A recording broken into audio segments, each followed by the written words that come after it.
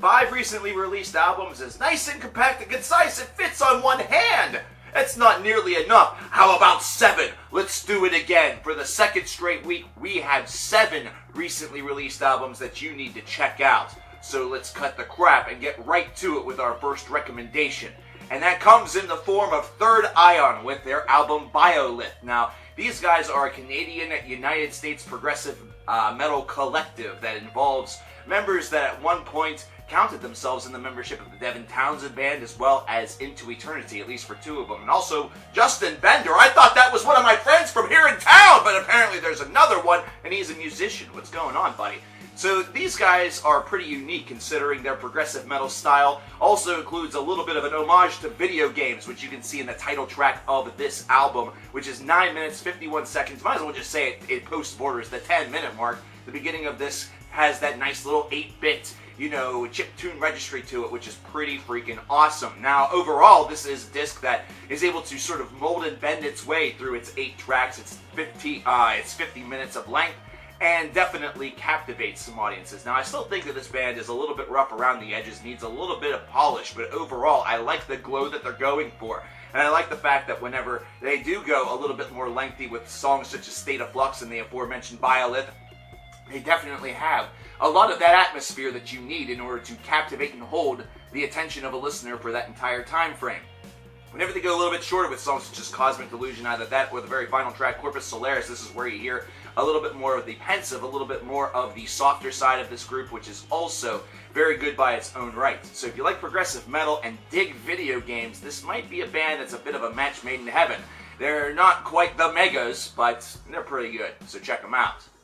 Our journey now takes us to Sweden and Swedish death metal legends Centinex with their brand new album Doomsday Rituals, which was just released. This is their 9th album in their lengthy career that spans back to the 1990s. Now, fans of groups such as Entombed will probably really admire and appreciate the lighter side of this band, and by the lighter side I mean this is not something that is overly complex in all locations. This is a direct approach that may remind you of albums such as Wolverine Blues at some points in time.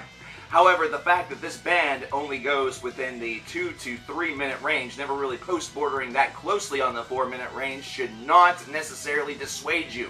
This should instead recognize to you that you are in the presence of a fucking oral assault. That's exactly what this is. The riffs are thick, even though they are not necessarily complex, and they definitely steamroll over you. That's what Centinex is really aiming to accomplish with Doomsday Rituals, and they do accomplish that quite well. Death, Decay, Murder might seem like it's a little derivative and corny, but it's a pretty cool track whenever you think about it, considering it's got one of those choruses that you can't get out of your mind. And if you think that that's not possible for a death metal band, listen to this track.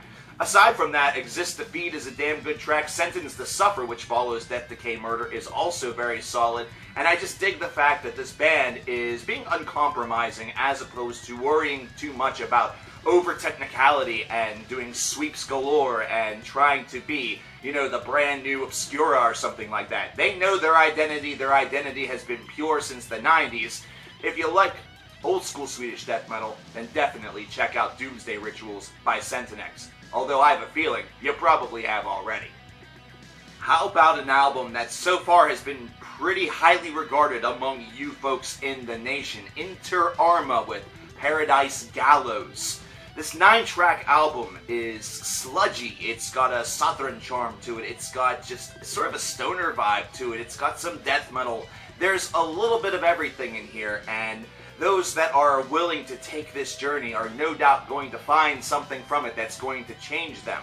From the moment that you hear Nominate, you expect something completely different than what you actually receive with an Archer in the Emptiness, which is one that really boisters up that sort of sludgy sound, that muck and murk that really is captivated and offset by these just doomsday-sounding vocals that just really cascade over your mind and over your ears and leave you wondering where the hell you're at. Think about the first time you listened to a band like Neurosis or something and felt like you were sort of dropped into some sort of cosmic wasteland, and this is a good way to really understand what InterARMA accomplishes. These guys are not unwilling to go above the 10-minute mark, by the way.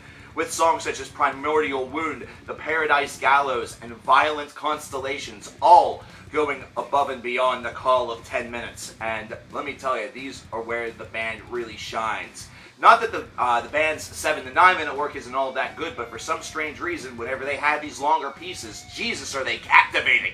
And this album as a whole is exceptionally captivating. The Summer Drones is another solid track at 6:46, very close to 7 minutes. I just like the way in which the guitar is just able to sort of wash over you on this. It definitely paints a hell of a picture. So if you've not checked out The Paradise Gallows by InterARMA yet, this is certainly one that you may require a couple of listens to really grow to appreciate. This is definitely going to be a grower for some of you, but once it does grow on you, it's a part of you forever.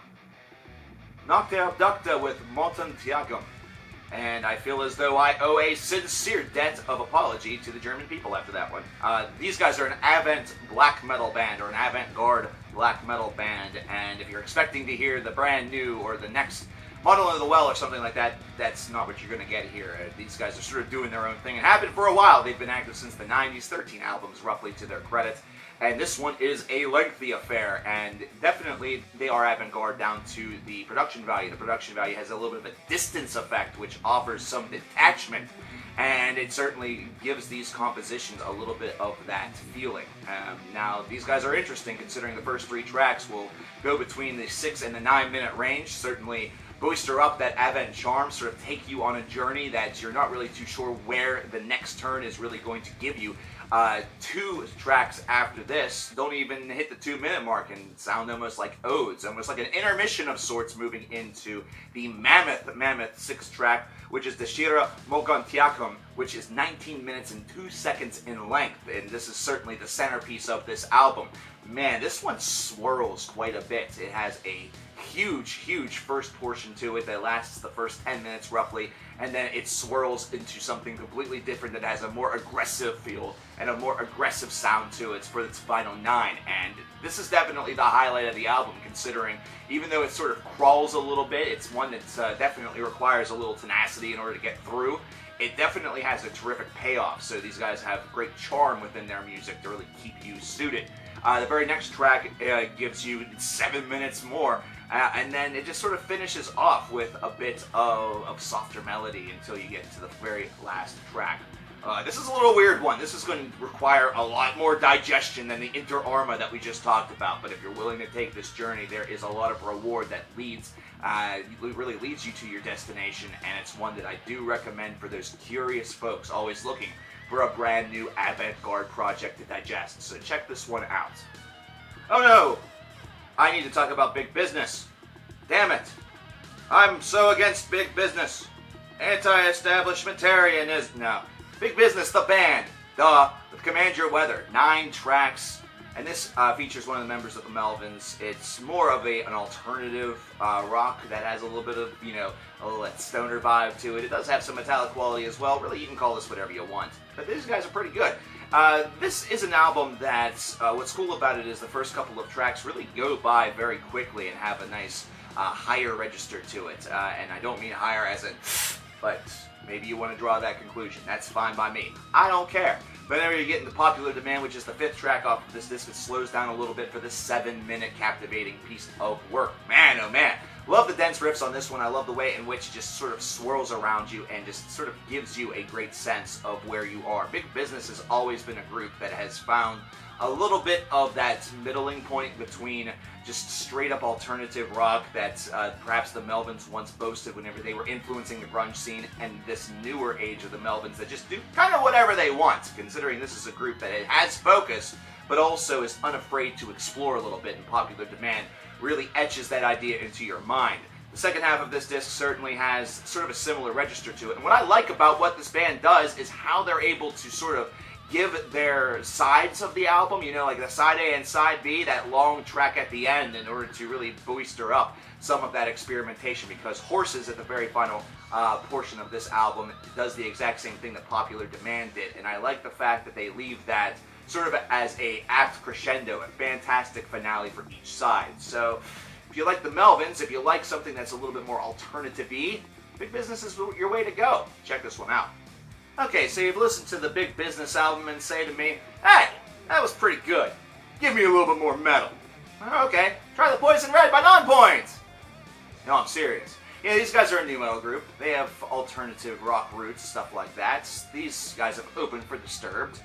But this is their 9th album, 10th if you count their independent release. But they have been a band that has not ever really had the same success as their peers, but continues to kind of hold the banner high. They are very suited and very, strong within their identity, and they continue that with the Poison Red, with this disc. And this 14-track affair may seem like it's a little bit derivative to most, considering the new metal fad has been a long time over, but it reminds me a lot of the second wave bands from new metal from the 2000s. It's bands such as From Zero that were coming on board to try to give new metal its second generation before the first one even had a chance to take a breath. And I like that because it does still maintain that sort of high-octane approach a little bit, but I will also say that My Last Dying Breath plays the handbook of how to have a slower, important meaning song in the new metal universe to the T. Make sure that it's more than 6 minutes. Make sure that it has a very slow approach, one that has that meaning set behind it. There's something really powerful happened and affected, and it's gonna all come out in this song. It's gonna have that big personal meaning, and they do accomplish that. It has the benefit of being a good song, even though it really plays the playbook. Really, the whole album plays by the playbook, but that high-octane sound is something that does motivate a lot of folks. It definitely also captivates a lot of folks. So if you've been a long-time fan of Nonpoint, check it out. If you've been a fan of new metal and like some of the other groups within the genre, check this out. This may be your brand new obsession. For the rest of you, well, I have one more for y'all, so let's move on. Okay, you're gonna dig this. Gone is Gone is the name of this group. This is their EP. It's also called Gone is Gone. This is Mike Zarin's group. Wait till you hear who he's got on it. He's got Troy from Mastodon, Troy from Queens of the Stone Age, Tony from At the Drive-In, and himself. Holy shit, what a lineup! So what does the music sound like? This is an 8-track EP. It's an 8-track EP. It's 31 minutes in length. It's a full length, for Christ's sake. But hey, whatever. The music definitely reminds me of what you would kind of expect a combined effort from these different backgrounds to really be. So it doesn't sound like Mastodon, Queens of the Stone Age, or At the Drive-In. Instead, it sort of sounds like a harder Baroness. It's weird. You listen to Violescent, either that or Starlight, and you get some of those overtones that you would hear from a Baroness release. Some of that airy atmosphere that is combined with those crunchy, more sludge-oriented riffs that are not quite as dense or deep into the sludge environment as those practitioners who do that thickness for a living, but instead they just have that sort of overtone, that register to it. And then you have the shorter tracks, such as Character, either that or Recede and Enter, and you get the opportunity for this group just to do some sort of off-putting, strange stuff. Things that definitely give you a little bit of a chill down your spine. But overall, I love tracks like This Chapter, either that or Starlight, that definitely show that this band has a ton of chops and a lot of ideas in the workshop. They have an aggressive side that couples very nicely with their ability to slow things down and really captivate through composition. I think that this is going to be something special. This is going to be a side project similar to Kill or Be Killed, where we're going to be talking about it later on in the year. It's going to be a merging of the minds that we'll want to see again. But I want to know what you guys think about it, so check it out. There you have it, ladies and gentlemen. 7 recently released albums, not 5. 7 recently released albums that you need to check out. I need to check myself into some place that has, air, and some place that has a nice big old beer. So, if you think there was any that were missed for this past week, definitely let me know in the comments below. If you're excited for a couple from this week, let me know in the comments below as well. I'm coverkillernation, and I'm fucking out of here, brother. Later.